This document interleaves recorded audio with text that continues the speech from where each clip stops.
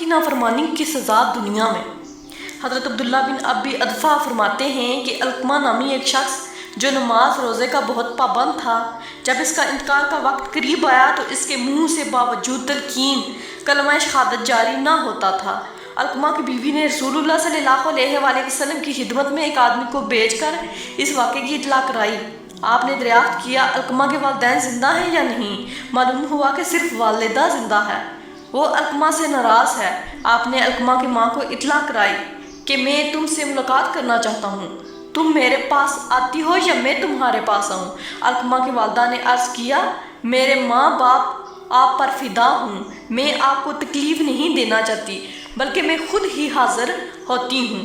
چنانچہ بڑھیا حضور صلی اللہ علیہ وآلہ وسلم کی خدمت میں حاضر ہوئی اور آپ نے علقمہ کے متعلق کچھ دریافت فرمایا تو اس نے کہا، علقمہ نہایت نیک آدمی ہے لیکن وہ اپنی بیوی کے مقابلہ میں ہمیشہ میری نافرمانی کرتا ہے، اس لیے میں اس سے ناراض ہوں۔ آپ نے فرمایا، اگر تو اس کی خطا معاف کر دے تو یہ اس کے لیے بہتر ہے، لیکن اس نے انکار کیا۔ تب آپ صلی اللہ علیہ وآلہ وسلم نے حضرت بلال کو حکم دیا کہ لکڑیاں جمع کروا اور علقمہ کو جلا دو۔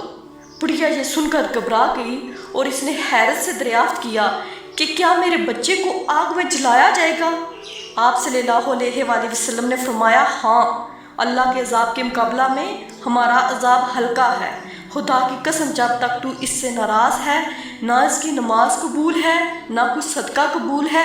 بڑھیا نے کہا، میں آپ کو اور لوگوں کو گواہ کرتی ہوں کہ میں نے علقمہ کا قصور معاف کر دیا۔ آپ صلی اللہ علیہ وآلہ وسلم نے لوگوں کو مخاطب کرتے ہوئے فرمایا، دیکھو علقمہ کی زبان پر کلمہ شہادت جاری ہوا کہ نہیں ہوا؟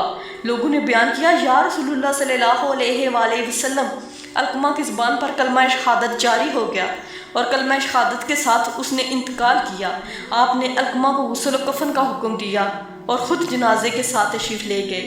علقمہ کو دفن کرنے کے بعد فرمایا، مہاجرین و انصار سے جس شخص نے بھی اپنی ماں کی نافرمانی کی، اس کو تکلیف پہنچائی تو اس پر اللہ کی لعنت، فرشتوں کی لعنت اور سب لوگوں کی لعنت ہوتی ہے۔